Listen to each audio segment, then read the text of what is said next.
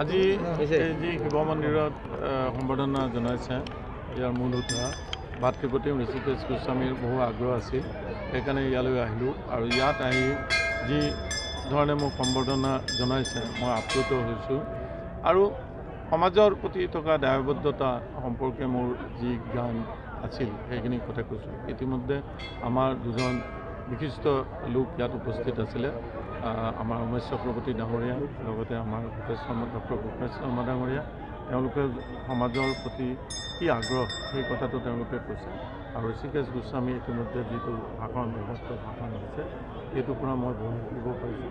আউলিলৈ মই আগতেও আহি আহিছিলোঁ, তেতিয়া এজন ৰাজনৈতিক নেতা হিচাপে আহিছিলোঁ, আজি এখন ৰাজ্যৰ সাংবিধানিক মুৰব্বী হিচাপে আহি পুৰণি লোকসকলক লগ পাই যথেষ্ট ভাল লাগিছে।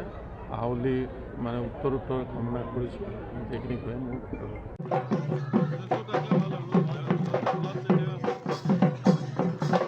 আজি এই যি শিৱ মন্দিৰত সম্বৰ্ধনা জনাইছে ইয়াৰ মূল হোতা ভাতৃপ্ৰতিম ঋষিকেশ গোস্বামীৰ বহু আগ্ৰহ আছিল, সেইকাৰণে ইয়ালৈ আহিলোঁ আৰু ইয়াত আহি যি ধৰণে মোক সম্বৰ্ধনা জনাইছে মই আপ্লুত হৈছোঁ আৰু সমাজৰ প্ৰতি থকা দায়বদ্ধতা সম্পৰ্কে মোৰ যি জ্ঞান আছিল সেইখিনি কথা কৈছোঁ। ইতিমধ্যে আমাৰ দুজন বিশিষ্ট লোক ইয়াত উপস্থিত আছিলে, আমাৰ উমেশ চক্ৰৱৰ্তী ডাঙৰীয়া লগতে আমাৰ ডক্টৰ ভূপেশ শৰ্মা ডাঙৰীয়া।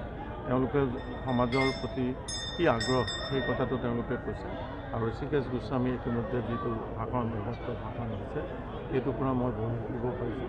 আউলিলৈ মই আগতেও আহি আহিছিলোঁ, তেতিয়া এজন ৰাজনৈতিক নেতা হিচাপে আহিছিলোঁ, আজি এখন ৰাজ্যৰ সাংবিধানিক মুৰব্বী হিচাপে আহি পুৰণি লোকসকলক লগ পাই যথেষ্ট ভাল লাগিছে। আউলি উত্তৰ কামনা কৰিছোঁ, সেইখিনি কৈ মোৰ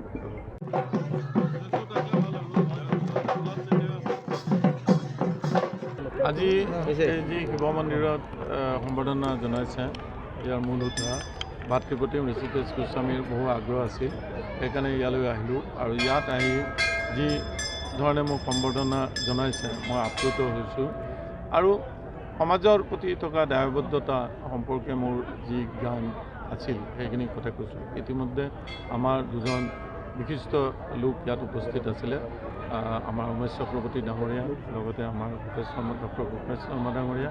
তেওঁলোকে সমাজৰ প্ৰতি কি আগ্ৰহ সেই কথাটো তেওঁলোকে কৈছে আৰু ঋষিকেশ গোস্বামী ইতিমধ্যে যিটো ভাষণ দিছে সেইটোৰ পৰা মই বহুত শিকিব পাৰিছোঁ।